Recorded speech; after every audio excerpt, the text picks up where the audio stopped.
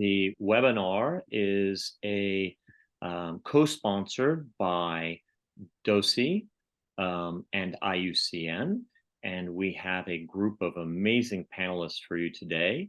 But before we dig into it, I'd like to turn over to Ms. Mina Ebbs, who heads the Global Ocean Program for IUCN, to provide a few introductory remarks, and then we'll commence with our program. I want to thank all of you who've joined us for this webinar on the BBNJ agreement and climate change action.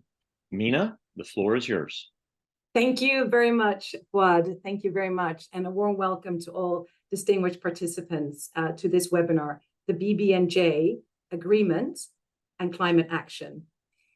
This is really, you're going to really be exploring and deep diving into the different roles of the BBNJ agreement in Earth climate, but also in climate crisis, as well as exploring the many opportunities that the BBNJ agreement to address climate change, as well as what the likely or the needed key next steps are to bring it into force. So really congratulations on summing up, and it's great to have scientists, government representative, legal experts, all very so tuned in and here for the love of our ocean. As you all know, on the 19th of June, after nearly two decades in the making, the BBNJ Treaty was adopted by consensus. And the treaty is really there to safeguard life in the ocean beyond national jurisdiction, also known as the high seas, which covers more than half of our planet. So the BBNJ Treaty, it's perfect timing to have this webinar. It would be officially opening for signature on the 20th of September in New York for states to kind of sign on to the agreement.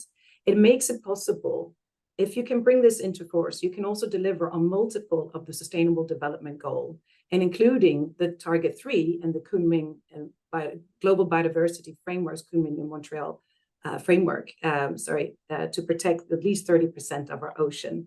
So its entry into force will accelerate the accomplishment of many other SDGs. And we know that the world leaders has really come forward to talk about the critical importance of our ocean for our shared future and common humanity in all its diversity. So we know that it plays a significant role in climate regulation, food security, nutrition, peace, justice, and much more.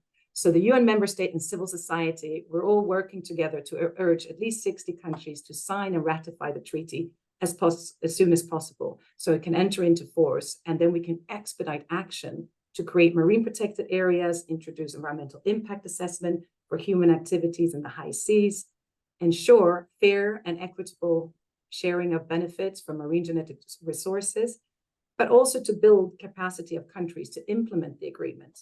So the race for ratification is on, and the BBNJ Treaty is the perfect example of how we can work together around the world, and we can accelerate action to deliver on many of these SDGs. So I think with that, Fuad Bateh, thank you very much for the introduction. I will hand it back to you so that you are certainly very well equipped, being so involved with the BBNJ negotiation, to moderate this panel and really to kind of explore what are the different pathways that scientists can get involved, legal expert ahead of us, but also, of course, you have Julio Cordano with you, and you will do all the necessary introductions. So with that, I wish you a very interesting discussion, and over to you, Fuad. Thank you very much. And thank you very much, Mina, for joining us, because I know how busy you are, and I think you're about to catch a plane to New York for the high-level weeks that are about to be in front of us at the UN as the new General Assembly session opens, and the climate high-level climate-related week. So thank you for taking time out of your busy schedule. As you know from the program, we have three amazing speakers. There's Dr. Lisa Levin, there's Professor Kristina Gjerde, and then there's Mr. Julio Cordano from the Ministry of Foreign Affairs of Chile. And I will give, their full bios are available on the registration program and background, but before I introduce them individually, I'll give you a little excerpt of that. Just to start with, and I think Mina already covered these points, but to give a little bit more context, she said it succinctly that in just a few days, this BBNJ agreement will be open for signature, concluding what was a very lengthy intergovernmental process. The actual negotiations over the treaty began in 2018, but UN processes are so much longer, with all sorts of different ad hoc groups and informal discussions well in advance before negotiations take place on a text. This Big Ocean Treaty, or Big Ocean Biodiversity Treaty, as I would call it, was agreed by consensus on the 19th of June. But the final round of negotiation took place in the end of March and beginning of April of this year. And it was the third implementing agreement under the UN Convention, the UN Law of the Sea Convention. But although it's negotiated under the Law of the Sea Convention framework, this Big Ocean Biodiversity Treaty is inextricably linked, obviously, to the Convention of Biodiversity regime, and offers an essential governance framework for achieving targets, and Mina mentioned Target 3 under the Kunming-Montreal Global Biodiversity Framework. Moreover, this instrument is inextricably linked to the UNFCCC regime and the Paris Agreement, and the ambitions to maintain 1.5 Celsius ambition, and the significant role the ocean plays in that, which I think most of us probably are very aware of. And it's important to recognize the ocean's role in climate services, but not just the coastal marine ecosystem, but the whole ocean's role, because it is one ecosystem providing carbon services. And I think that's one of the things we tried to touch on a little bit in the concept note. Just to give you a little bit of more background, and I'll try to move through this quickly. In the last negotiation session, in the lead up to it, there were some delegations, including the delegation I represented, who weren't quite comfortable with the text on climate change. It tended to reflect a little bit more language that represented the climate change's impact on the ocean. But indeed, the ocean has a vital role and could be a potential solution. And that's the point of entry here, I think, in many ways for our discussion, of how the BBNJ agreement is a significant added value to how we support our climate change ambitions. And I know it will come up in the presentation by Lisa, but in fact, some delegations, with guidance from people like Lisa Levin and Kristina Gjerde, said, let's try to find a little bit more robust language that looks at how the ocean can benefit the climate services. And I hope that it's coming into the chat box, but with language proposed by Lisa Levin and several others, we took this new language to the G77, the group of the Global South, and said, we think it's more important to have this language. The G77 as a whole supported this, and it landed in the text with the support of other delegations. This is one of several points where additional, more robust language was put into the instrument. There's also some in the capacity building section, but it's important because it opens up those who are focused on the law of the sea a little bit more to breaking down those zones between the Biodiversity Convention and the UNFCCC. And hopefully with that, we can use this instrument to drive forward on our climate ambitions. Now, there's so much more that I could say about how it's crucial for leadership to get behind the BBNJ agreement, because the big ocean is going to be a major part of the solution on climate. But I think we'll come back to that a little bit more in the discussions. And my responsibility at this point would be then to introduce our first of three speakers, which will be Professor Lisa Levin. She is a distinguished professor emerita at the Scripps Institution of Oceanography, and was formerly the director of Center for Marine Biodiversity and Conservation. She has published more than 300 scientific publications. She's a co-founder and co-lead of the Deep-Ocean Stewardship Initiative. And her studies focus on the deep sea and shallow benthic ecosystems with a focus on climate change and direct human impacts. So with that, I'd like to turn the floor over to Dr. Lisa Levin and have her bring us forward on the science. Lisa, the floor is yours. Thank you, Fuad, and hi, everyone. It's an honor to be able to represent the science component of this discussion today. So what I hope to convince you of, and perhaps most of you already know this, is that biodiversity and climate are inextricably intertwined and mediated through the carbon cycle. But this biodiversity and the services provided in stabilizing ocean climate is very vulnerable to human disturbance. And I'll talk a bit about that and really then discuss how we can act through the BBNJ agreement to protect both biodiversity and climate. So this juxtaposition of biodiversity and climate is not new. For example, the IPBES and IPCC joint report on biodiversity and climate change came out in 2021.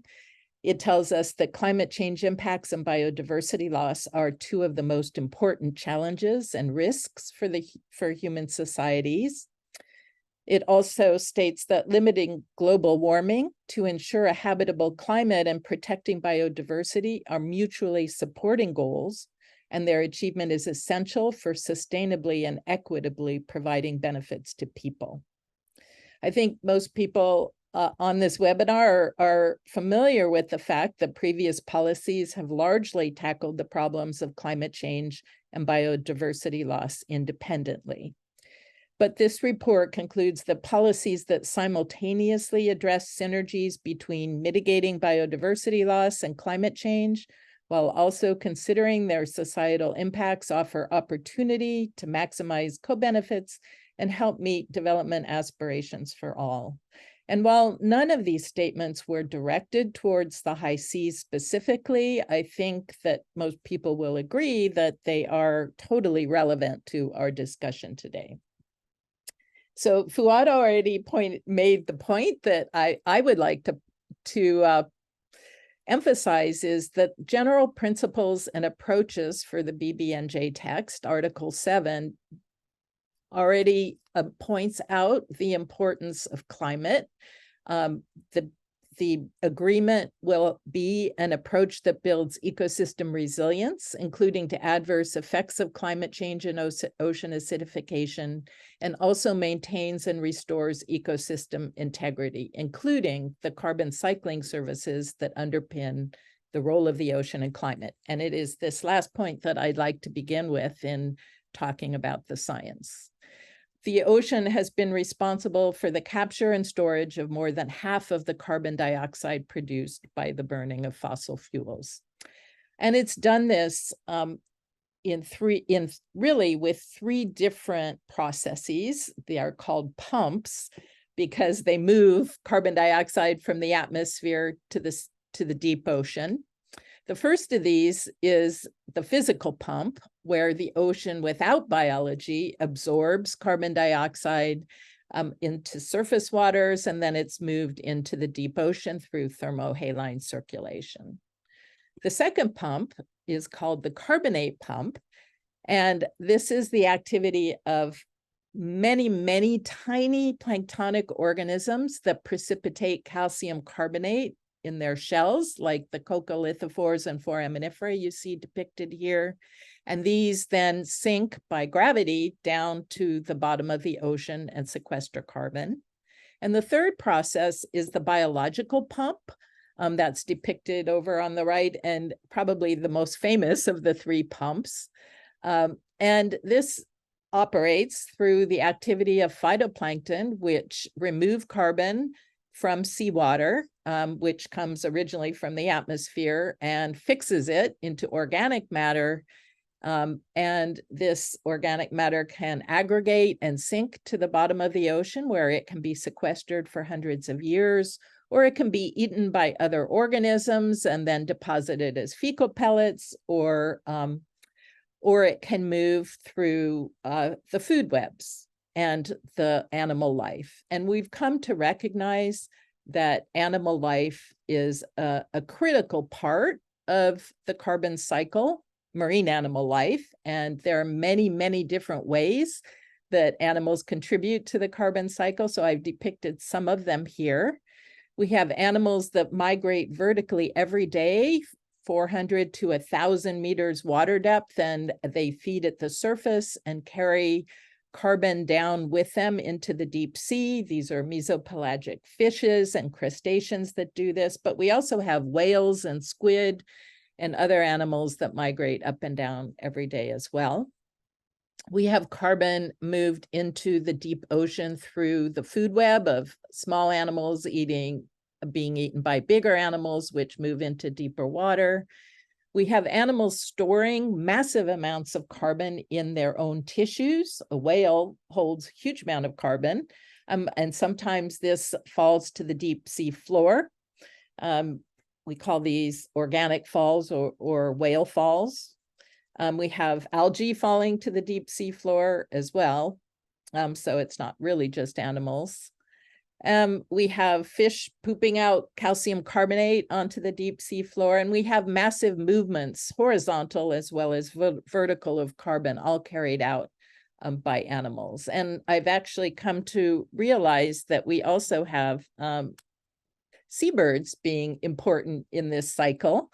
They are an important part of marine biodiversity. They migrate across, some of them, like the sooty shearwater and albatross, migrate across the entire ocean. They feed on the way, they remove carbon in the form of fish and other food, and then they brood and nest on land where their guano fertilizes the land and produces more carbon fixation by the vegetation that happens. So there are a lot of different complex interconnections that involve marine life and biodiversity. Most diagrams of the biological pump show the sea floor as a flat bottom, but we know that it is in fact a very heterogeneous, full of diverse and different ecosystems, each with their own species and biodiversity, and that these ecosystems we're coming to understand provide critical carbon services. So I've already talked about vertical transport of carbon, but on the sea floor, we have continental margin habitats like oxygen minimum zones and cold water coral reef and sponge reefs that sequester huge amounts of carbon into the sediments. And also we have vast areas like abyssal plains, the polymetallic nodule zones that also sequester a lot of carbon simply by their sheer size. We have sequestration of biomass in the dense animals on the deep sea floor, but we have other kinds of carbon services as well. So for example, methane seeps have microbes and animals that have the ability to filter methane and keep it from entering the water and then the atmosphere. And sometimes they can form carbonate rock that sequesters that carbon on the seafloor. We also have hydrothermal vents that fertilize the ocean through the release of iron and other nutrients. And this helps account for much of the primary production in the ocean and in the high seas. Now, we know that there is a really large amount of carbon stored in the deep sea. It's really the largest store of carbon on the planet, but recent estimates suggest that only, at least in deep sea sediments, only 2% of these carbon stores are in protected areas. As I mentioned, there's a vast amount of carbon down there, and it's estimated that about 0.448 billion tons of carbon are captured and stored on the high seas. And there is a very large range in estimates for what the actual dollar value of this carbon is. I came across several, 148 from Rogers, $1 billion of carbon captured per year. and another estimate for the deep sea only of $159 billion. So, you know, you can see that there's there's a lot of uncertainty in these, but it's a very large number. So we're now at a place where we have an opportunity to protect biodiversity, to maintain the carbon cycle and the Earth's climate. Let's see if I can advance here. So there's another side to this coin. We know also that climate change poses risks to high seas and deep sea biodiversity. And this risk becomes because the ocean is taking up heat, 93% of the excess heat. This is causing warming of the ocean, but also oxygen loss and declines in productivity. And of course, the ocean is taking up carbon dioxide, and this is leading to ocean acidification. And all of these changes are affecting deep sea life and high seas life and marine biodiversity. Some of the changes we have are mass migrations of animals. We have biodiversity loss. We have shoaling and compression of habitat. We have changes in food webs, all resulting from more warming and ocean deoxygenation. We have loss of critical fish habitat and biodiversity associated with ocean acidification as well. And it's important to note that many of the species on the high seas that are vulnerable to climate change are not those that would traditionally be considered threatened, for example, by fishing or other human activities. And so they would not be perhaps otherwise protected. But because of these vulnerabilities, it means that if we can address climate change and actually reduce the amount of warming, we will be protecting marine biodiversity on the high seas. But of course, biodiversity is also vulnerable to direct human disturbance. And I've listed some of the kinds of activities that occur on the high seas here to the left. Many high seas activities emit carbon and offer and potentially would remove carbon stores, for example, fishing, or interfere with carbon transfer, interfering, for example, with mesopelagic vertical migrations, or could release carbon, sequestered carbon, for example, bottom trawling or mining would do that. But in addition to releasing carbon, we have to worry about some of the activities planned to add carbon to the deep sea. So there are carbon dioxide removal technologies, a whole host of them that have been proposed that ultimately would put carbon down into the deep ocean. And these also have the potential to interfere with biodiversity on the high seas and in the deep seas. So for example, proposals to increase ocean reflectivity or tackle declining pH by adding alkalinity will all change light levels and could reduce the amount of carbon fixation. Proposals that would fertilize the ocean through artificial upwelling or addition of iron or other nutrients will, as that production sinks, will lead to oxygen depletion and excess carbon dioxide and potentially biodiversity loss and changes in vertical migrations, which could affect carbon transfer. Proposals to deposit crop waste or cultivated macroalgae into the deep sea will release dissolved organic carbon. And once that organic matter reaches the sea floor, it could cover animal life on the sea floor. That can lead to reduced carbon burial activities by the animals and also to greenhouse gas release. So for example, methane or nitrous oxide could be released. So some of these technologies intended to tackle climate change may also harm biodiversity and in fact have feedback effects that negate some of their influence. So what can the BBNJ agreement do to address some of this? Well, I would suggest that protecting the ocean carbon cycle is very important. This can be done through activities within Part 3 of the text, area-based management tools, including marine protected areas.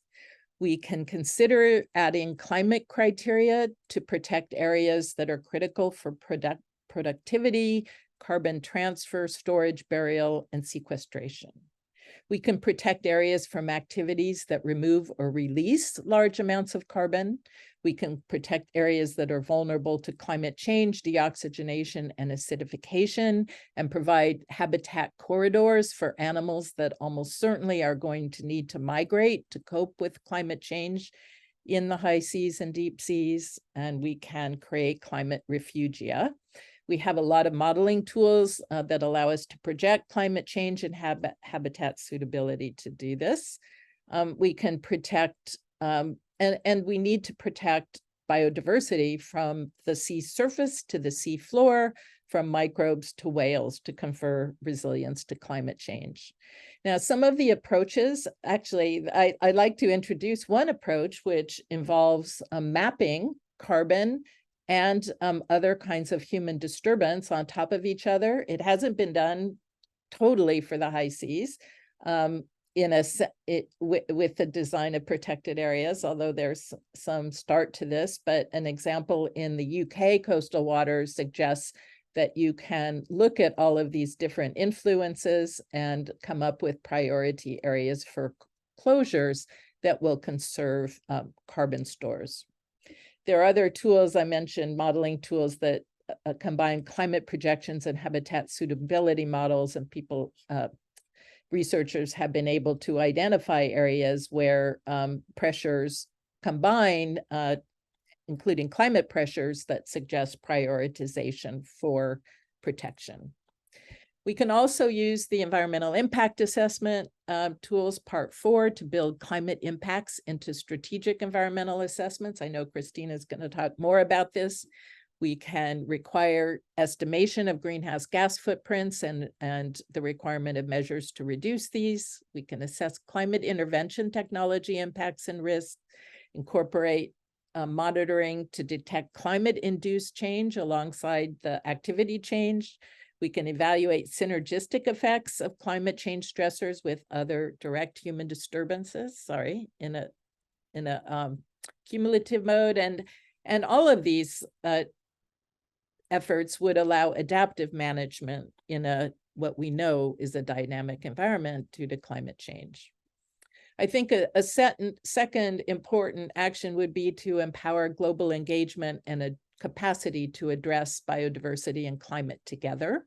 We have in part 5, the capacity development and transfer of marine technology text, which does call out climate in Annex 2 and listing the types of capacity building and tech transfer that could be enacted. We can improve capacity globally for assessing and reducing carbon footprints and evaluating, in particular, evaluating carbon dioxide removal proposals. We can improve capacity for monitoring climate change, early warning systems, and capacity for modeling. We can adopt ecosystem approaches that link biodiversity to fisheries activities and other types of human activities. And as a scientist, and observing is very important, so we can introduce new observations and observational tools in remote and deep areas that would help us record climate change and its impacts. And then finally, last but not least, I don't want to leave out the component on marine genetic resources. I think there are a lot of potential resources out there in the high seas that actually can help provide solutions to climate change, and we need to enable discovery and benefit sharing of these. We need to develop best practices for access with regards to the carbon footprint and keeping our data open access, and we need to support adaptive and integrative use and conservation of genetic resources in the context of climate change. So to try to draw this to a close, there's really only one interconnected ocean. We all know this, and we need to manage it with this in mind. And as a result, we need to make biodiversity activity climate positive. That is not just with BBNJ, but of course with the Convention on Biodiversity and the Kunming-Montreal framework. And to do this, it can't be just the biodiversity entities, but we have to engage all of the UN organizations that make decisions that influence biodiversity on the high seas. So the International Seabed Authority, the FAO, the IMO, and others. At the same time, we need to make climate policy biodiversity policy positive. And I know Julio will be talking about this. And in fact, we could have a whole nother webinar on this topic, but we need to make sure that the UNFCCC and the London Convention and Protocol, which is making regulations about carbon dioxide removal, keeps biodiversity at the forefront and maintenance at the forefront. And then I would just close by saying we need to engage scientists to make this all happen through the Decade for Ocean Science, GASAMP, and through events like this. All, of course, with the goal of achieving the Sustainable Development Goals, especially SDG 13 and 14. So let me just leave you with a wonderful blue carbon video showing blue carbon in action. My final message is that biodiversity and climate are fundamentally intertwined in areas beyond national jurisdiction, and the feedbacks go in both directions. So this agreement offers an incredible opportunity to ensure that biodiversity is managed in a way that provides climate benefits and that climate actions won't harm biodiversity. And with that, I'd like to thank you all for listening and turn it back over to Fuad. Thank you so much, Lisa. And a really amazing, as a lawyer, to always learn more and more about the science. And it's really impressive. We also heard you talk about how the ocean offers many solutions to climate change. And I heard you sort of focusing on the blue natural assets that exist and references to MPAs, but I also heard a little bit of a word of caution of non-nature-based solutions, as there's a lot of talk on that side, but we should be careful with it because we don't yet know the impacts and the consequences of those new CDRs, et cetera. And I'm sure that's going to come up in our the Q&A and discussion at the end. But with this, I'd really like to turn the floor over now to Professor Kristina Gjerde. She is the Senior High Seas Advisor to the IUCN Ocean Team. She's an adjunct professor at Middlebury Institute of International Studies. For almost 30 years, Kristina has worked on the progressive development of public international law related to the marine environment. She's published or co-authored more than 200 publications, co-founded many different initiatives such as DOSI, but also the High Seas Alliance. And actually this February, Kristina received the IUCN World Commission Award on Protected Areas, the Fred Packard Award, for her efforts to secure protection in the international fora of ocean beyond national jurisdiction. So probably there is no better expert on the text of the treaty that we have in front of us, and probably no better legal expert on high seas MPAs and how they work. So always a pleasure. I turn the floor over to you. Thank you so much, Kristina. Well, thank you so much for having me here today. It's a great pleasure to join you and to be able to join you. I'm in Woods Hole right now, where we're gathering with many scientists from around the world to talk about this ocean twilight zone, the mesopelagic, as well as its role in the biological carbon pump and the food web. So I will know much more at the end of this week, but I am happy to be able to be here to share with you some of the lessons learned from my 20 years experience with the BBNJ agreement and its development. Some say my hair was blonde when we first started. Now it is shining white, hopefully emblematic that we're all together to try to help save the world.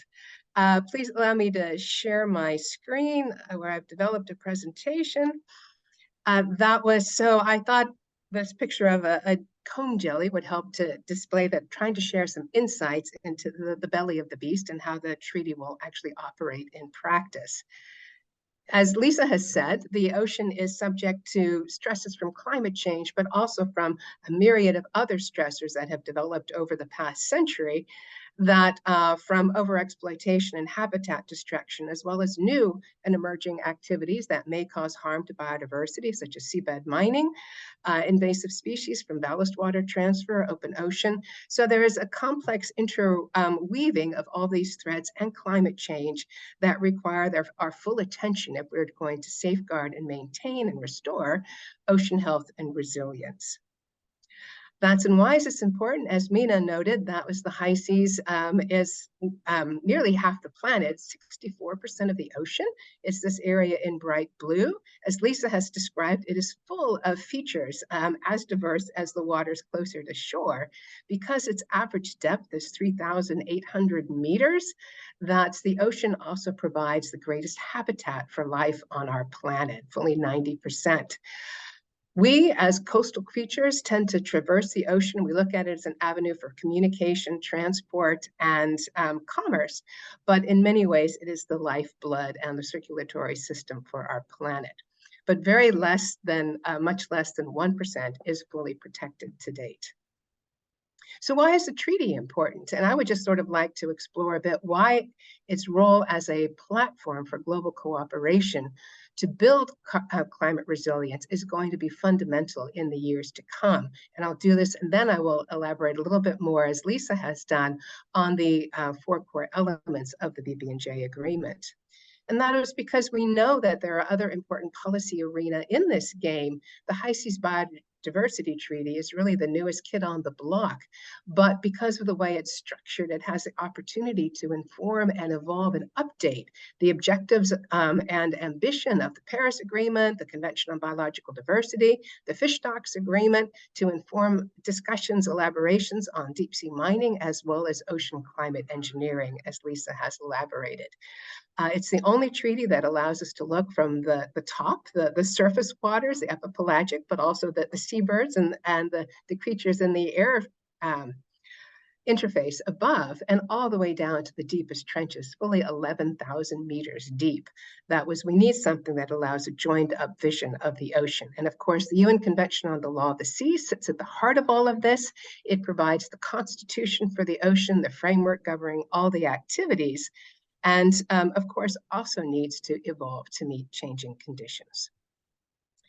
What does the BBNJ agreement do? It helps to set forth priorities, principles, and approaches, and provide frameworks for elaborating on area-based management tools, including these marine protected areas, environmental impact assessments, sharing benefits of marine genetic resources, and capacity building and technology transfer. It's important to remember that these 4 elements were negotiated as a whole. The treaty is all about integrating these many conservation tools and capacity building tools so that we can have a fully joined up and coherent approach to dealing with life in a changing ocean.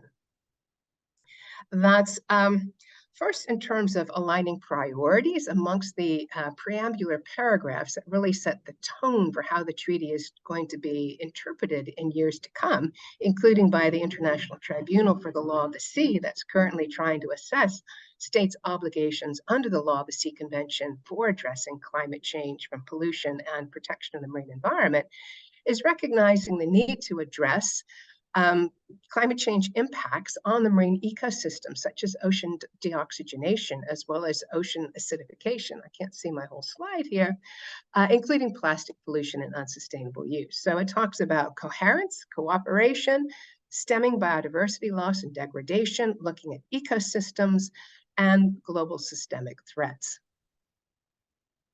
It's also introducing a new approach that we've seen from Fuad and Lisa already about building ecosystem resilience. And this is the first time in my mind that this has actually appeared in an ocean treaty, including mention of the carbon cycling services that underpin the role of the ocean in climate. Its importance is that it's mentioned on top of the more traditional precautionary approach, precautionary principle, ecosystem approach, integrated ocean management, that has a chance to actually focus attention on what can be done in a better way to build ecosystem resilience and maintain and sustain those vital carbon cycling services.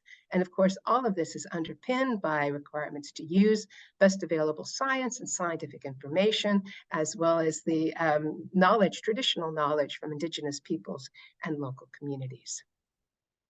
And then finally, what's actually going to help implement this in practice is under the Article 8 on global cooperation. It requires states parties to endeavor to promote, as appropriate, the objectives of this BBNJ agreement when participating in other decision-making forum, in other legal instruments, frameworks, or global, regional, sub-regional, or sectoral bodies.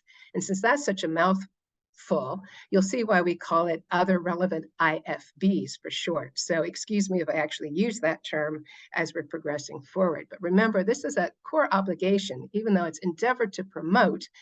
It actually still means that there need to be good faith efforts, and through institutions like the Conference of Parties, where they will have an implementation and compliance committee and annual reviews of what is actually happening, a chance to review progress on what's going on.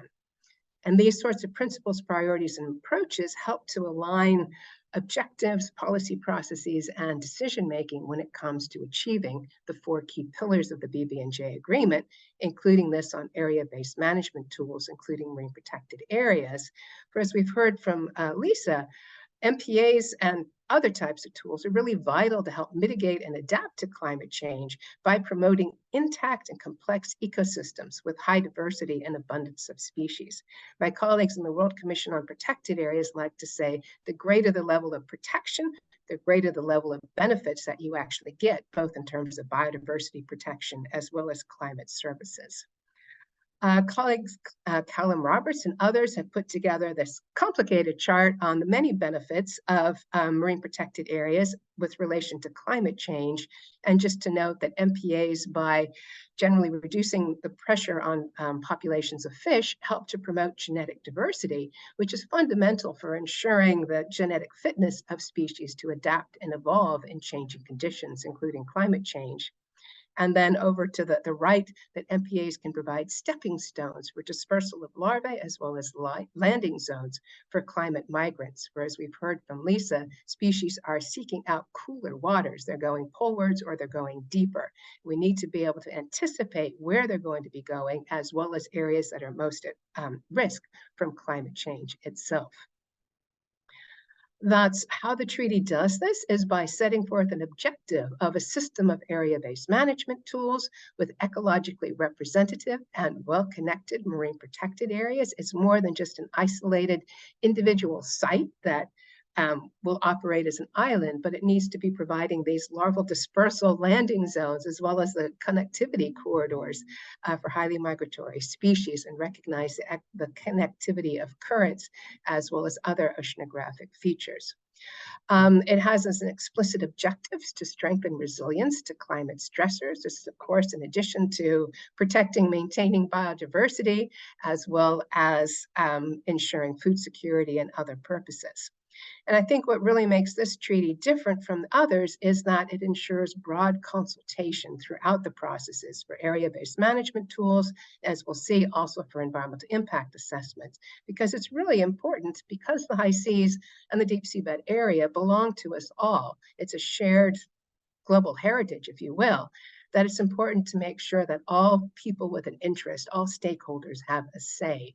And this, of course, includes states, including non-parties, but also other stakeholders, the private sector, the scientific community, the civil society, as well as traditional knowledge holders.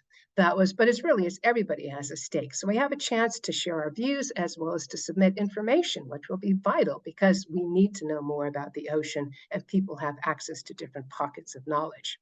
And to ensure that the treaty can continue to evolve and adapt to changing conditions, the decision-making process has a provision that enables a vote when all efforts to achieve consensus have been stymied, building off of experience in the Southern Ocean, where states parties have to CAMLAR, the Convention on Conservation of Antarctic Living Marine Resources, have been striving to even establish 1 or 2 more marine protected areas for now at least 5 years, and have been stymied by 1 or 2 states who just object for political reasons.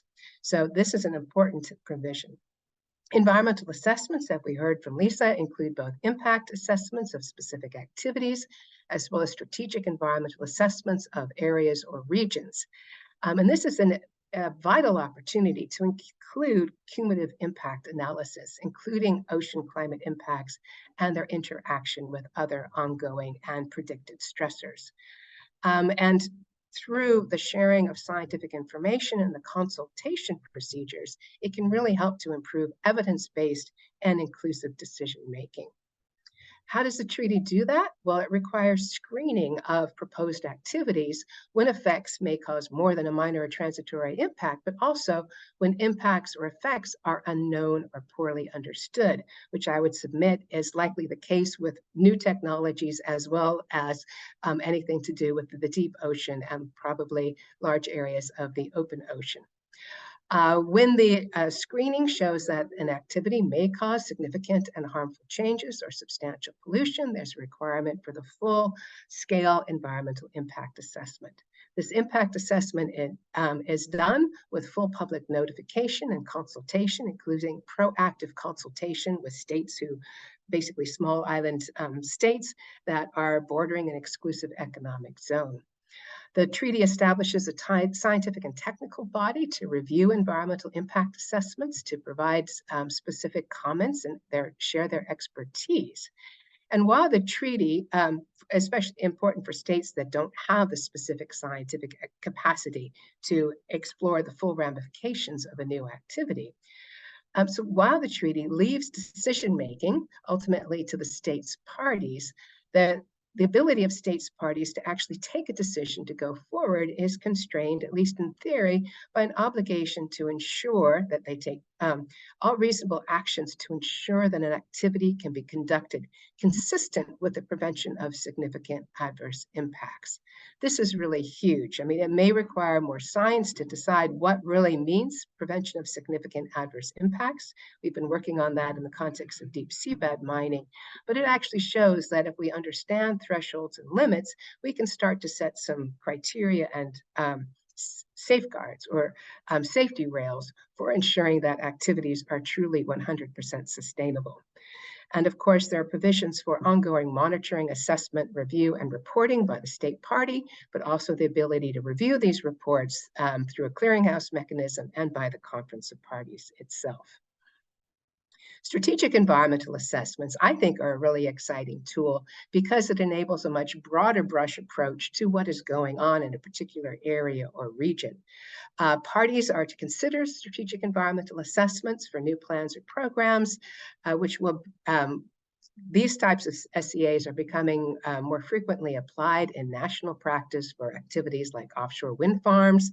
Hopefully, they're also applied for activities to promote research on carbon dioxide removal technologies and new programs. But it's these SEAs of an area or region that provide an opportunity to engage the full swath of stakeholders in a region, both those who live nearby, the scientists who study the area, the sectors who use the area, to opportunity to collect and synthesize the best available information and to assess current and potential future impacts, identify data gaps and research priorities, which can lead and is being led, at least closer to shore, to strategic action plans or programs that actually identify what people or industries or organizations can do, in addition to the BBNJ agreement, to reduce the stressors and help to restore and promote ocean health and resilience. And of course, the Conference of Parties is left to develop guidance for both types of SEAs. Marine genetic resources, as Lisa mentioned, is also a vital pillar for biodiscovery and biotechnology development. And there are wonderful requirements for sharing the benefits, the financial benefits, but also important will be the responsibility of states parties to share the non-monetary benefits through scientific research and innovation involving genetic tools such as metabarcoding, barcoding, environmental DNA that can really help to understand and assess marine ecosystems. It's being used now in the Seychelles for assessing fisheries, and can be used to understand poorly studied areas once at least you have a grasp of who lives there. You can follow where they are going and what they are doing. So it's an exciting new tool in our arsenal for advancing both conservation and sustainable use. And then last but not least, of course, the provisions for capacity building and technology transfer. I like to use this image of a leatherback sea turtle. It's about to launch into the high seas where it spends most of its time. But if we don't both reduce the stressors and pressures of climate change on land and at sea and reduce fisheries bycatch and pollution, we're not going to enable this endangered species to thrive in a changing ocean. We need to be able to lift the capacity of all states to fully enact and enjoy the benefits of this new treaty, as well as the Law of the Sea Convention, by strengthening institutional capacities, as well as to lift marine scientific research, understanding, and technological know-how. So finally, the BBNJ Treaty is a wonderful example of the power of multilateral cooperation to bring this treaty to close after fully 20 years plus of deliberation in formal working groups and consideration of whether we want a treaty or not, and then finally what it will entail. But it will only be worth the paper it's written on if we don't get it rapidly into force. So there's programs and efforts going on to help the early signatories of the treaty, opening on the 20th of September, to ratify the treaty as quickly as possible. What is that going to take? To help build capacity for that. But while we're getting the 60 ratifications that are required to bring the treaty into force, we have the opportunity now to start developing the capacity, science, and technology that will be needed to better implement the agreement through these strategic environmental assessments, for example, but also to start to build up a preparatory commission and other informal or ad hoc working groups to think through what committees, what finance, what mechanisms are going to be needed to give the treaty life at its first conference of parties that we hope to see happening in 2025. You can see I'm an eternal optimist, and we need to be if we are going to confront this increasing challenge of a changing ocean. The impacts of climate change. We need to proactively protect ocean biodiversity and resilience, and we can only do that by joining forces within and beyond national jurisdiction and aligning activities in the whole host of policy, international legal arena to ensure informed and inclusive decision-making, as well if, for climate relevant technologies and new activities. And we need to do all this if we're to realize the vision for 30% protection and 100% sustainability by 2030, please. Thank you very much. Thank you very much, Kristina. And wow, wonderful, and wholeheartedly agree. I see someone clapping in the chat function for you. I agree with them as well. Wonderful to hear from you always. I know that we're going to come back and talk about some of these things later in the discussion as time allows, but wholeheartedly agree with you also that we need to move quickly to preparing the ground for when the treaty enters into force. And I know you've written a couple of articles or been a co-author on some of that as well, and that could be part of our discussion. But at this point in time, allow me to turn the floor over to our final speaker and his intervention, Mr. Julio Cordano. He is a career diplomat from Chile. He currently serves as the Director of Environment, Climate Change and Oceans in the Chilean Ministry of Foreign Affairs. In 2019, he assumed the role of Negotiations Coordinator for the UNFCCC's COP27 presidency, which is a mind-boggling task. I can't even imagine. He currently serves as one of two co-facilitators on the Ocean and Climate Change Dialogue for 222 through 224, appointed by the chair of the subsidiary body for scientific and technological advice. And he was also part of Chile's delegation to the BBNJ. So he's intimately familiar with the workings of the BBNJ and how it will likely interrelate with the UNFCCC and other instruments. So with no further ado, please allow me to turn the floor over to Mr. Julio Cordano. Thank you, Julio. Thank you very, very much for the introduction, and thank you also very much for the invitation to participate in this webinar.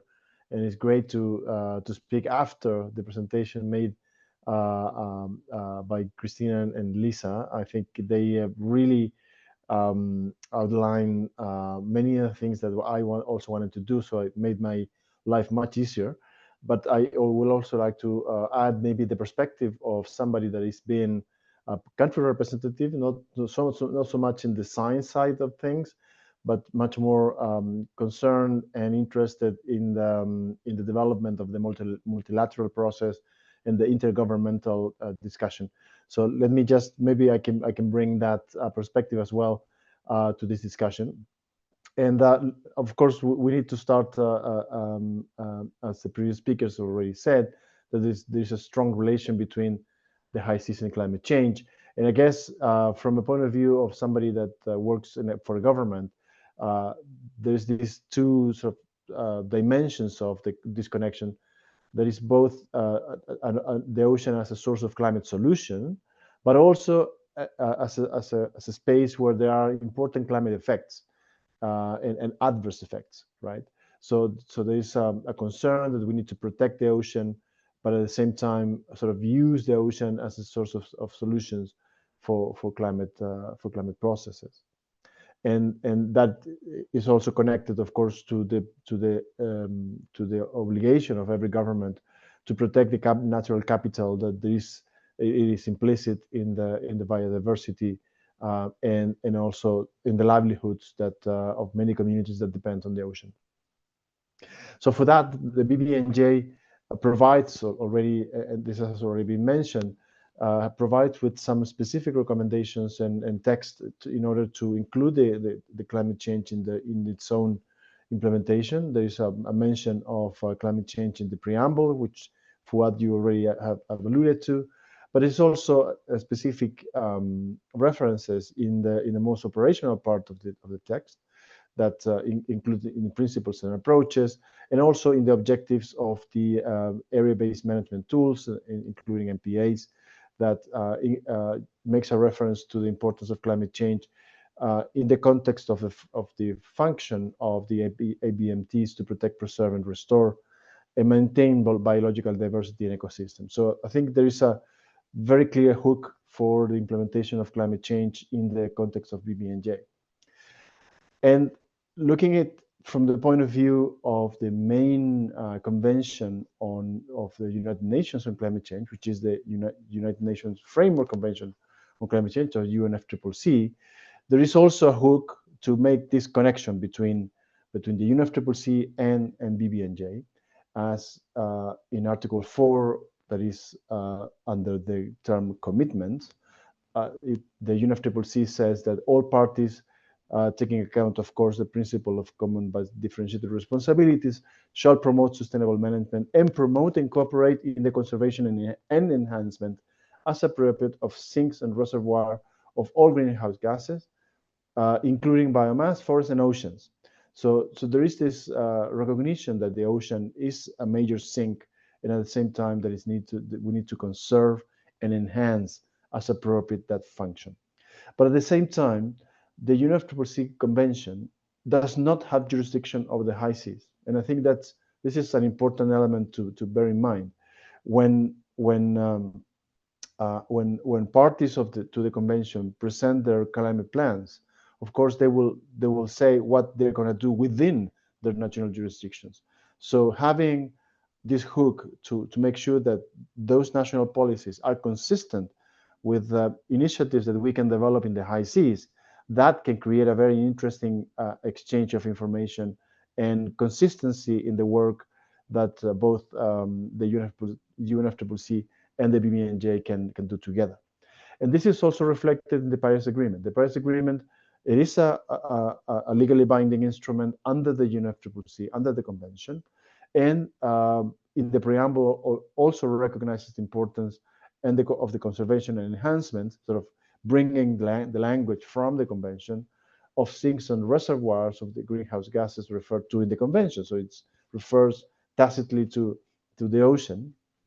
And also in a different paragraph of the preamble says that it notices the importance of ensuring the integrity of all ecosystems, including oceans. And this is sort of a new language that appears in the Paris Agreement. And then in Article 5.1, it also makes a specific reference to Article 4.1d of the Convention, which is the one that I just mentioned in the previous slide. So both the Paris Agreement and the Convention make this reference to the ocean, and I think that creates a platform to make that connection with the with BBNJ.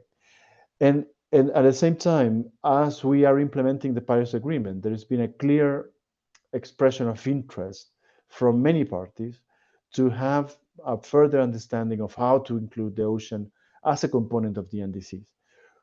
40% of the NDCs include ocean-based climate action, and this is a figure taken from the last synthesis report of NDCs that is prepared every year by the Secretariat of the Convention. And that synthesis report also shows some of the priorities that these parties have specifically made a reference. So coastal ecosystem, for example, is very important. Fisheries, wetland, disaster risk reduction, which we know that some ecosystem in the ocean can prevent and mitigate. So this is very concrete policies that parties want to pursue. It's also interesting that parties in general prefer adaptation rather than mitigation when they talk about ocean-based climate action. And 32% of adaptation component outlined effort to adapt ocean ecosystem to promote sustainable development while safeguarding oceans. So it's a consistency in that regard. And let me just let me bring here to your attention what we have done in the NDC of Chile, which is basically, since we have such a large area covered by marine protected areas in Chile, more than 43% of our jurisdictional waters are under some level of protection. What we said, in order to not to sort of repeat or sort of to duplicate our efforts, we said that in the implementation of those MPAs, we will measure the co-benefits, the climate co-benefits in mitigation and of adaptation. That is what we put in our NDC as an ocean component. So in this development, we have been able to develop under the UNFCCC an Ocean and Climate Dialogue, as Fuad was already mentioning. This was originally created in the COP25 under our own presidency, what we call the Blue COP, the COP25. It was later on expanded and enhanced in COP26 and COP27. And just recently, in June this year, we had the first meeting of this Ocean and Climate Dialogue, the first one that was facilitated by appointed co-facilitators, which I have the honor to be one of them, alongside with my colleague from Canada, Niall O'Dea. So for that first dialogue, Niall and I, we selected two topics in consultation with parties and observers: ecosystem restoration, including blue carbon, and sustainable fisheries and blue food. So those are the sort of the first topics selected in order to have a focused discussion and try to see what type of solutions we can come up with. And many things were said in that dialogue, and I think that is also relevant for BBNJ because one important element that I need to say at this stage is that even if the UNFCCC does not have a mandate to go into high seas or implement measures in the high seas, the BBNJ recognizes that there is an interface, that there is a strong connection between what is done within national jurisdiction and beyond national jurisdiction.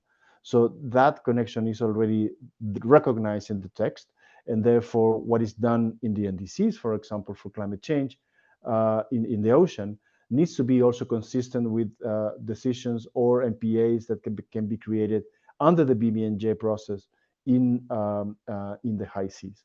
So what we decide or what we exchange in the Ocean and Climate Dialogue will be relevant in that context of having coherence in the different initiatives that we have. And this is just some visual artists that created these incredible images of the climate dialogue. This is not of this year. This is, as you can see in the top right corner of the screen, is from last year in Bonn. But we will have a similar visual artist art really in this year's report that we hope that it will be published this week. So you will see this kind of images in the report as well. So, and I just wanted to bring two examples from Chile to see what type of initiatives we can see as a benefit from the BBNJ implementation. Here in the image, you can see there are two marine parks off the coast of Chile, and as you can see, the very sort of fine line marks the 200 miles of jurisdictional water, but you can see in between the two parks there is high seas. So one of the things that the BBNJ agreement recognizes, and also the CBD framework on biodiversity recognizes, is that you need to have well-connected MPAs.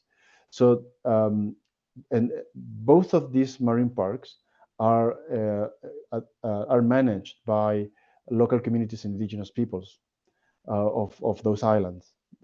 And both of them have said that they would like to see connections between the two marine parks in order to have a more integrated approach in management. So the BBNJ could come to the rescue here, and we should need to understand in which areas are the most connected points between the two parks in order to create that between two marine parks that belong to the jurisdictional waters of Chile. So it's an interesting dynamic that we can have. And the other one is about the other example I wanted to bring to this presentation is the Nazca and Gomez and Sala Gomez and Nazca Ridge, which, as you can see in this graph, it is been identified as one of the biodiversity hotspots by the CBD. This is the area. It is right in front of the Chilean and Peruvian coastlines, and as you can see in the left side of the image, there is this the Rapa Nui marine protected area or marine park, but more than 73% of the Nazca Ridge and Sala Gomez Ridge is unprotected. And this is where another important element that I think Lisa mentioned is that this area is very important for the whole production of the ocean, so it's relevant for fisheries and for species that are going through, and therefore we believe that it is important that we agree on a way to protect it.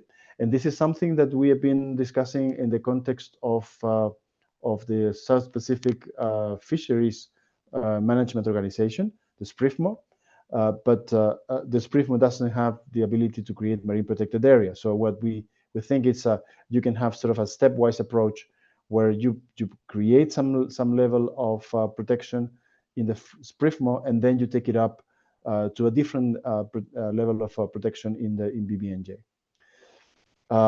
So this is some of the concerns that we have in this area. Of course, main threats that are already been mentioned: overfishing, climate change, seabed mining, which is another great concern that we have.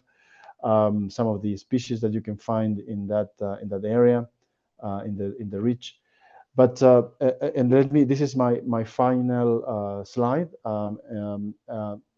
At the end of the day, and I guess this is the main message that I have. At the end of the day, we already have the hooks. We have the mandates. We have the space to work. But at the end of the day, the main opportunities that BBNJ presents will come from the implementation of the treaty. So this is why it's so important that as many countries as possible can sign the treaty starting in 20th of September. Chile will sign that day in the morning, and we will do our best to implement and so to ratify as soon as we can. But international cooperation will allow us to enhance our science around the ocean, and we know that there is a lot of work to be done in that respect, but also about ecosystem conservation.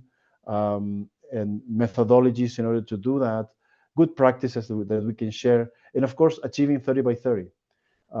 One of the most important things that that the BBNJ agreement can do is precisely to provide us with the tools in order to achieve this goal of having the 30% of the ocean protected by 2030. And all of these institutions that I just put in the screen are very relevant to this goal. The International Seabed Authority, of course, and it will be very interesting to see how the development of a mining code in the ISA can be consistent with the conservation of biodiversity in the high seas. Open question.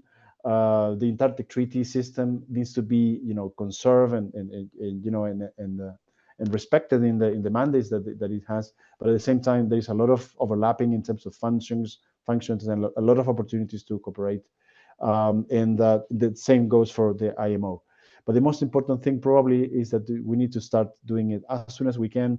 Hopefully, having it ready to be implemented and enter into force by 2025 in Nice, in the Ocean Conference in France, so we can have a quick start and be efficient in making sure that international cooperation really spurs the work that we need to bring to fruition. So I'll stop there, and thank you very much again for your attention. Thank you so much, Julio, for bringing that depth of insight and knowledge from the UNFCCC, where you have been a leading player for many, many years, and linking it back to the BBNJ agreement and how they need to work together. It occurred to me to present a question to you and then give you time to think about it, and going back to Lisa and Kristina with some questions that have arisen in the Q&A. But having been at the Ocean and Climate Dialogue earlier in June that you facilitated, there was a representative from the Convention on Biodiversity there who made a presentation and made several very important points on the different targets 2 and 3, 8 and 11 that were relevant. And they said, and I remember in the presentation, that GBF, Global Biodiversity Framework, as a whole, every part is important. In the context of BBNJ, we have no institutions set up yet, but there are institutions under biodiversity, under UNFCCC, such as the Ocean and Climate Dialogue. Can those institutions that already exist somehow move us forward with 50% of the Earth or the big ocean, such as the UNFCCC Standing Committee on Finance, et cetera? Could you give some ideas to that? Think about that for a second. I want to let you catch your breath, and maybe there's some other thoughts you bring. And I'd like to go to the Q&A. I won't be able to get through all of them. We've had 9 interventions, but I'm going to try to tackle them as they came up. And Lisa, I think you've probably seen already that there was a question of how do we fill gaps of knowledge, because different actors are at very different stages. And if you have some thought on that, I know you had also wanted to talk about how can the scientists and more technical natural science experts engage more in the policy realm, and perhaps there's some linkage between those questions. So, I give you the chance to respond, and then I'll probably be moving to Kristina quite shortly with some of the following questions. The floor is yours, Lisa. Okay, thank you. So I thank Alva for that question. Really, it's a very tough one. She knows the challenges of trying to build capacity to make measurements in the high seas or any deep sea remote area, and that it's very expensive. And right now, those kinds of activities are limited mostly to wealthy northern nations and just a handful of them. So I think there is at least a recognition of this challenge and the need to pursue it.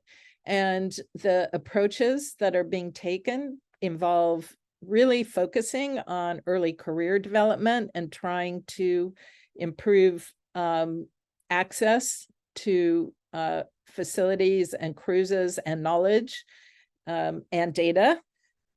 And there are a number of organizations that have developed early career programs that would be relevant to the high seas. That includes the Deep Ocean Observing Strategies Doers Program, Deep Ocean Early Career Researchers, and COBRA has a program. A whole variety of organizations have summer schools and training programs that will take place in either in the Global South or other places that are certainly a start for focusing on students and early career scientists and helping them make connections and know about the equipment and technical aspects. There's one planned for Chile in La Serena that is focused on ocean deoxygenation and ocean acidification next month. But this is a huge challenge. We need funding to actually enable to provide a fleet of ships, for example, that can operate in the high seas, that's available to all the nations of the world. We probably need the Decade for Ocean Science to take this on as a challenge and help come up with new ideas outside the box. So I think I'll stop there. The other question about how scientists can engage and contribute to the BBNJ progress is really a question that I had for everyone else. So I would be interested to know their answers. All right, Lisa. Well, maybe we can get that answer for you before this time is up. Kristina, I looking through some of the questions, I noted that there was one question talking about, treaty, I think from Monique Boulanger, treaties are finding good, but the BBNJ is a huge step forward. How are these policies, treaties, and agreements are going to be enforced? I think there's another question about enforcement later on, but mentions especially on the high sea. And there's a subsequent question, I think. Oh, yeah. All right.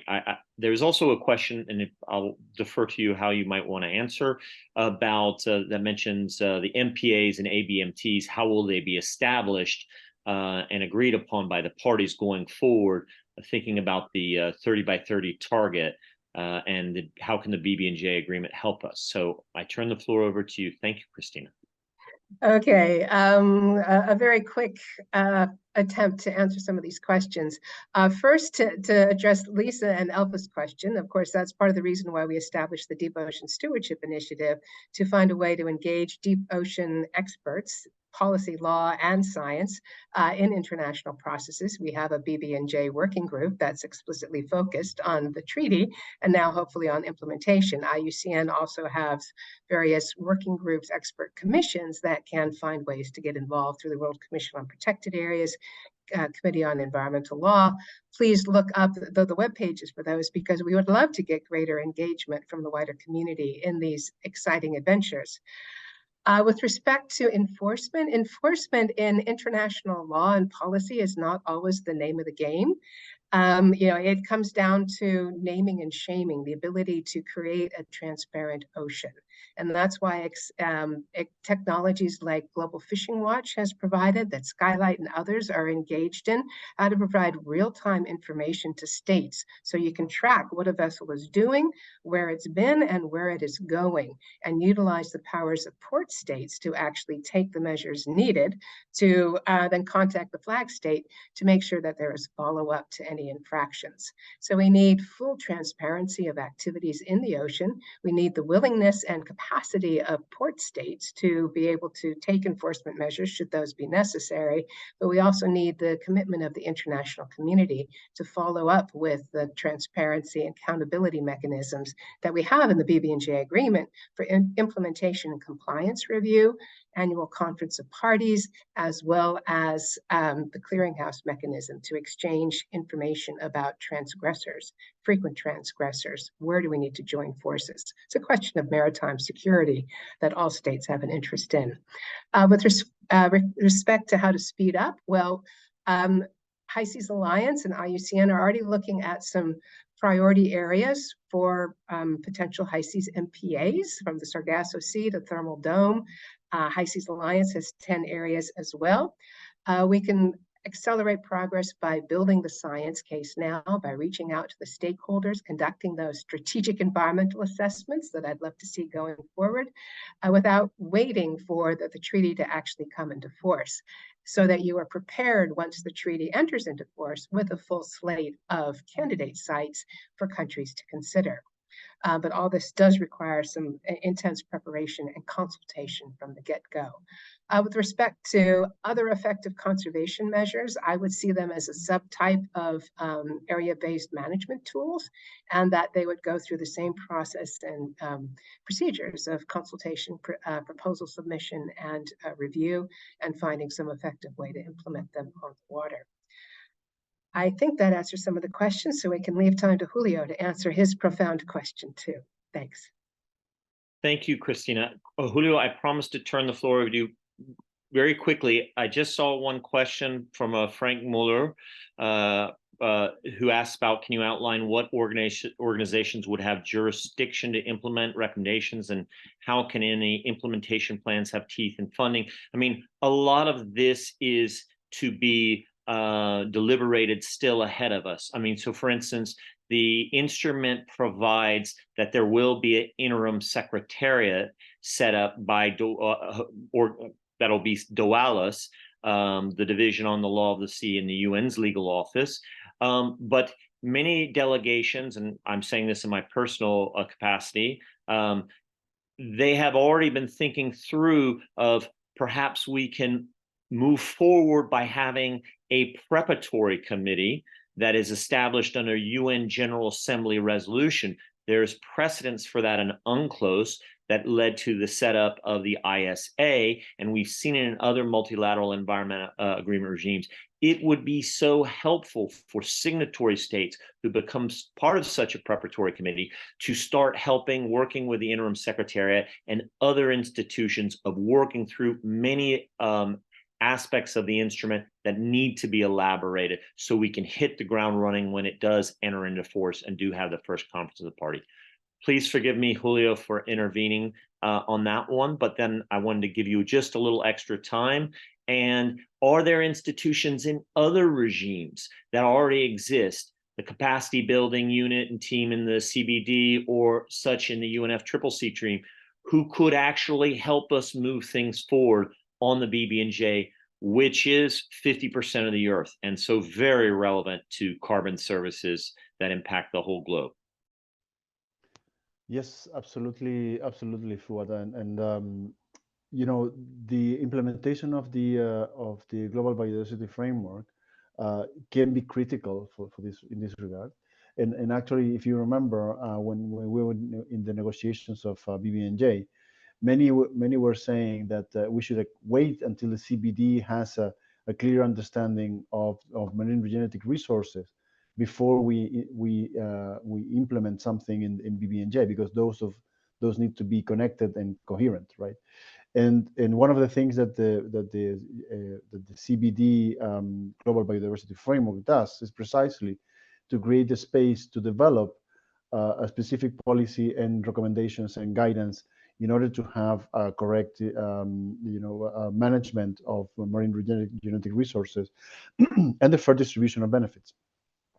So I think the connection there is very important, and by advancing the discussion under the CBD, we'll be advancing also the BBNJ. It's interesting also to note that in the Ocean and Climate Dialogue, when we made the consultations before the dialogue with partisan observers, many partisan observers mentioned the importance of coherence across the board with other frameworks. Many mentioned BBNJ, many others mentioned CBD and etc. So there is an interest that the Ocean and Climate Dialogue under the UNFCCC can also be a forum to discuss that level of coherence.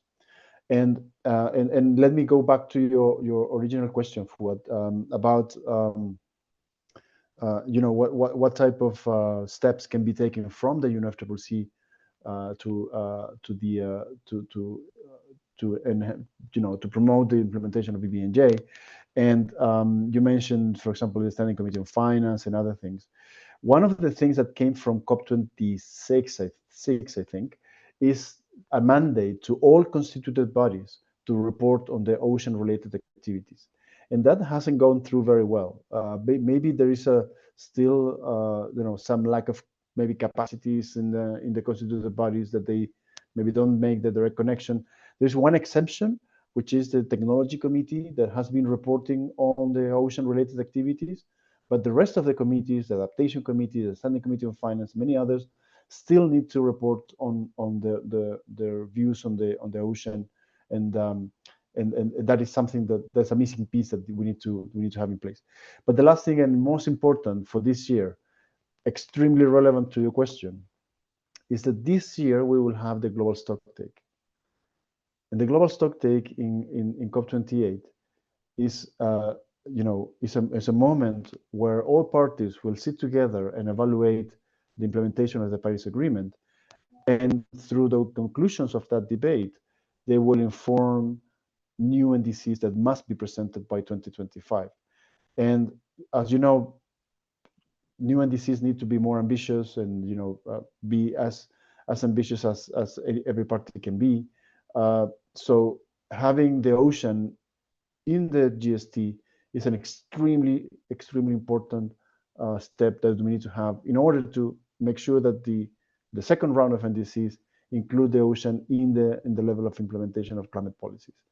So I think it's an incredibly important year, and I guess it is for every country representative that is out there.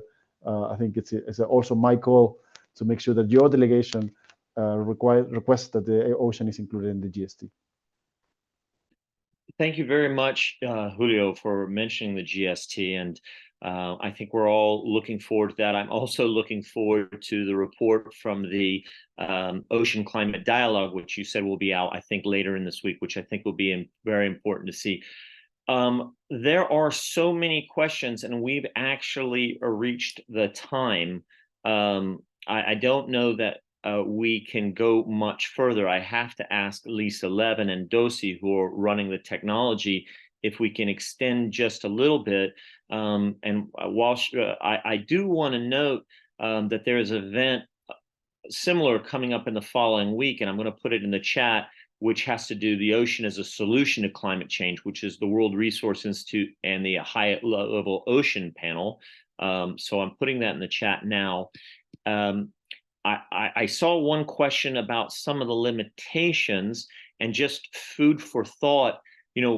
As we've concluded this agreement and states are about to sign it, but this covers 50% of the earth that is global commons, we also, in the framework of partnerships, whether SDG 17 and the Marrakesh Partnership, really must be thinking about how we get the private sector engaged, because they are actually the main utilizers of the high sea, and they weren't particularly present in intergovernmental negotiations. So is there an avenue through UN Global Compact or such?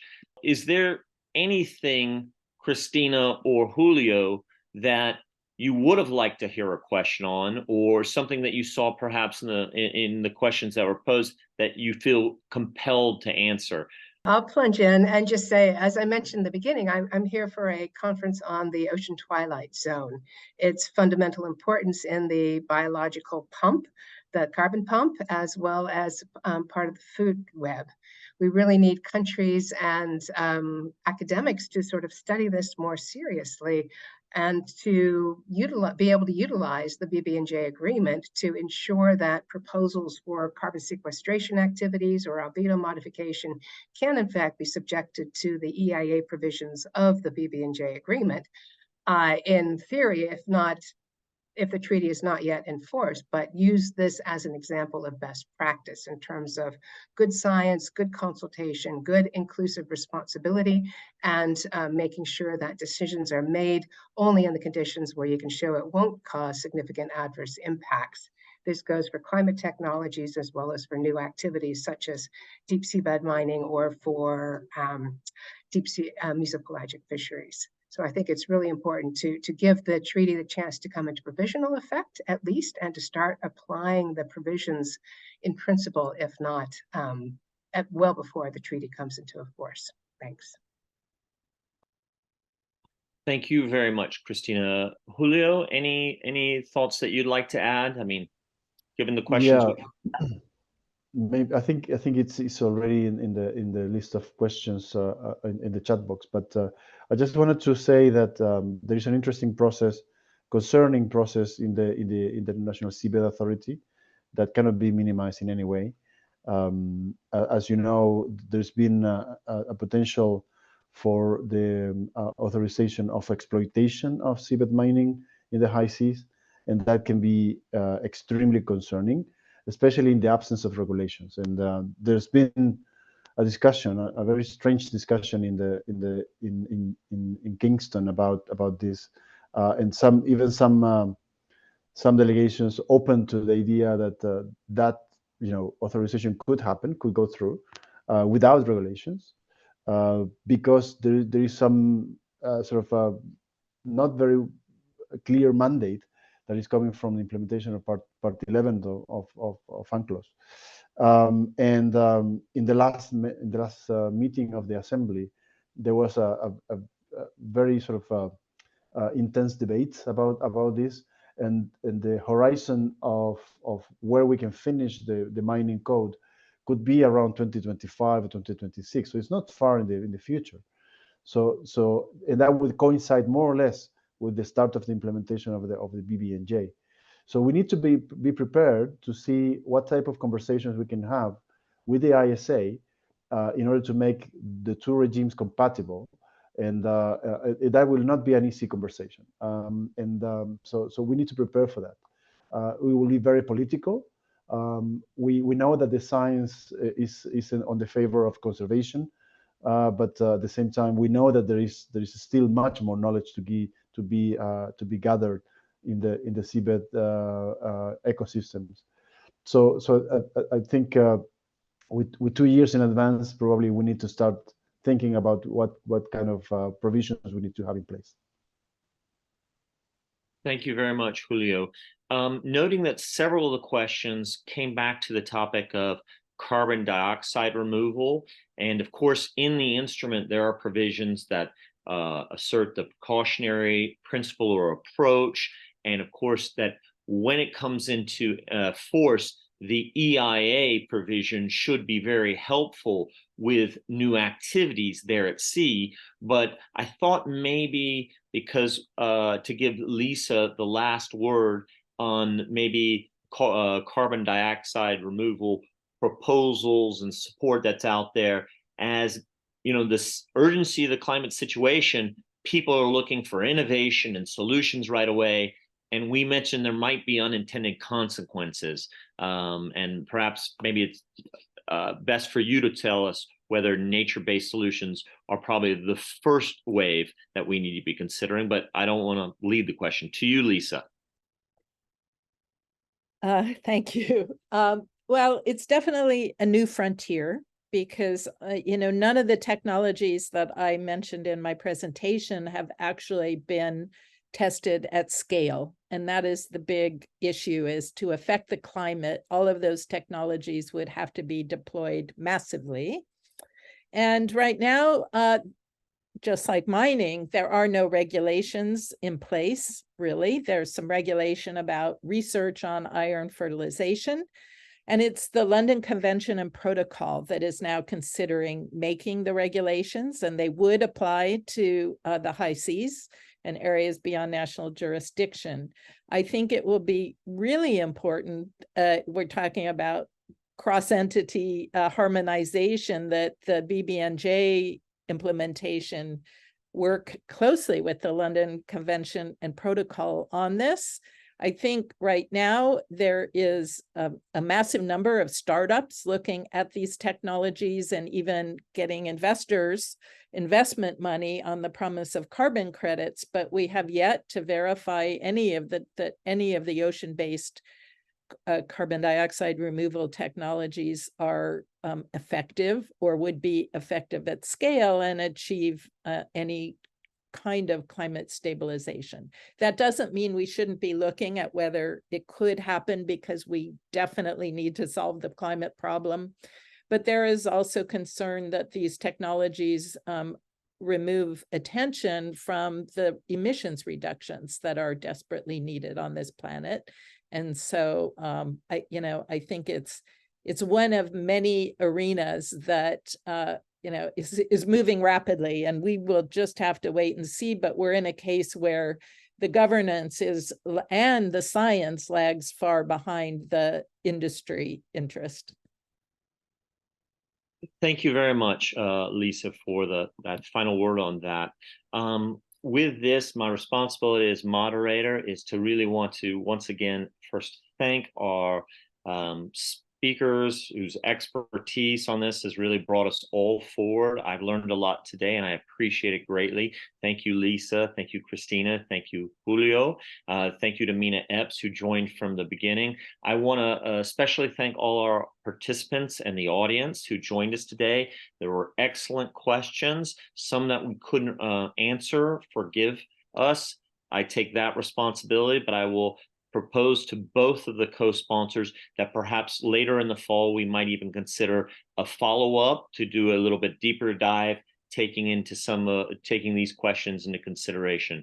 But I guess I would like everyone to join us in a kind of last thanks to the panelists.